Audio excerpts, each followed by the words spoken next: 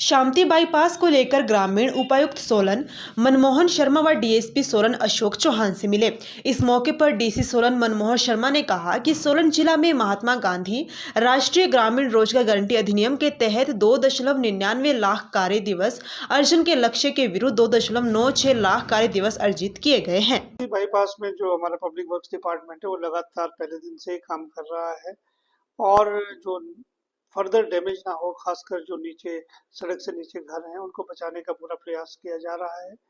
और थोड़ा मौसम अब 1-2 दिन से ठीक हुआ है तो वहाँ पे मौके पे कार्य कर पा रही है हमारी जो टीम है, और कोशिश करेंगे कि जो सड़क से नीचे घर हैं उनको नुकसान से बचाने का प्रयास किया जाए। मुआवजा तो तब अगर कोई डैमेज उनके घरों को अगर होगा तभी मिलेगा। अभी तो कोई ऐसा घरों को उनके नुकसान नहीं हुआ है। विभाग के अधिकारियों के साथ भी बैठक थी, खासकर जो ग्रामीण विकास विभाग के कार्यक्रम में भारत सरकार और राज्य सरकार द्वारा जो चलाए जाते हैं उनके मंथली मीटिंग है, जिसमें जो मुख्य जो कार्यक्रम है प्रधानमंत्री आवास योजना है, लाइवलीहुड मिशन है और स्वच्छ भारत मिशन है, इन सभी कार्यक्रमों का रिव्यू किया जा रहा है। और जो अन्य जो कार्यक्रम सरकार के चले हुए हैं राज्य सरकार की तरफ से, उनका भी रिव्यू किया गया है। और खासकर मनरेगा के कामों में तेजी लाने के लिए विशेष निर्देश दिए गए हैं सभी खंड विकास अधिकारियों को कि युद्ध स्तर पर काम शुरू करें, क्योंकि बहुत से रास्ते और कई जो रूरल इंफ्रास्ट्रक्चर है डैमेज हुआ है, उसको रेस्टोरेशन के लिए भी वो काम करें। अभी तक जो इस मानसून सीजन के दौरान जिले में 221 करोड़ रुपए का नुकसान हुआ है जो पब्लिक प्रॉपर्टीज है डिपार्टमेंट्स का। इसमें 1 करोड़ 14 लाख जो है ये पीडब्ल्यूडी का है, 51 करोड़ जीएसबी का है और 72 करोड़ बिजली बोर्ड का नुकसान है। इसके अलावा सभी विभागों ने भी अपने अपने जो उनको नुकसान हो उसकी फिगर्स दी है। ये 221 करोड़ का आंकड़ा है आज तक का। इसके अलावा जो हमारे जिले में इस बरसात में 3 लोगों की मौत हुई है, जिनको जिसमें 2 केसेस घर गिरने से, 1 केस ड्राउनिंग का है। और जहाँ तक घरों को हुए नुकसान के 37 घर पूरी तरह क्षतिग्रस्त हुए हैं, 149 घर पार्शियली डैमेज हुए हैं।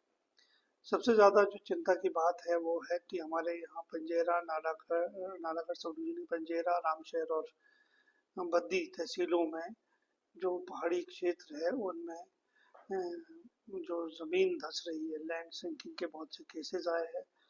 149 विलेजेस है और 237 फैमिलीज को हमने इवैक्यूएट किया है, जिनको राहत शिविरों में ठहराया हुआ है। उनके लिए प्रशासन ने सारे इंतज़ाम किए हैं और हमने सरकार से भी निवेदन किया है कि जल्दी से जल्दी कोई विशेषज्ञों की टीम्स आएँ और इन प्रभावित क्षेत्रों का दौरा करें और जो लैंड सिंकिंग हो रही है उसके कारण पता चले और किस तरह से उससे निपटा जाए, उसके बारे में हमें मार्गदर्शन करें। जिला में सबसे ज़्यादा प्रभावित क्षेत्र कौन सा? सबसे ज़्यादा प्रभावित क्षेत्र तो हमारा नालागढ़ सब डिवीजन है और खासकर रामशहर तहसील का इलाका सबसे ज़्यादा प्रभावित हुआ है। सर, ये जो मीटिंग सेफ जोन को देखते हुए हम लोगों ने लगभग 60 लोगों को अतिरिक्त रूप से जो है वो बेहतर व्यवस्था को सुचारू रूप से लाने के लिए तैनात किया हुआ है। इसके अतिरिक्त डिस्ट्रिक्ट पुलिस की तरफ से जो भी हमारे रेलवे ट्रैफिक पुलिसकर्मी हैं वो भी यातायात का जिम्मा देख रहे हैं। लगभग इस वक्त जो है कम से कम कंडाघाट से लेकर परवानों तक, और जिस तरह से लैंडस्लाइड हुए हैं, ये अपने हाईवे पे लैंडस्लाइड हुए हैं, सड़कें टूटी हैं, उसको मद्देनजर रखते हुए करीब 80 लोग जो है इस वक्त जो है वो स्पेशल सिर्फ और सिर्फ जो है वो ट्रैफिक की व्यवस्था को ही देख रहे हैं। इस तरह से लोग सन रूप से बाहर निकल रहे हैं, उसके बारे में हम बार बार लोगों से अपील करते आ रहे हैं, पर्यटकों से भी अपील कर रहे हैं कि इस तरह का जोखिम अपना लें, क्योंकि आजकल पहाड़ों में काफ़ी बारिश होने के कारण जो है वो पत्थर गिर रहे हैं, लैंडस्लाइड हो रहा है और उनके अपने लिए भी ये जोखिम है और दूसरे जो राहगीर चलने वाले अन्य वाहन चालक है उनके लिए भी ये जोखिम है। और कानून के दायरे में भी ये आपको कानून के दायरे में रहते हुए भी आपको वाहन चलाना है। यदि आप इसका उल्लंघन करते हैं तो आपको पहली बार में 2500 रुपये जुर्माना और दूसरी बार में 10,000 रुपये का जुर्माना देना पड़ सकता है।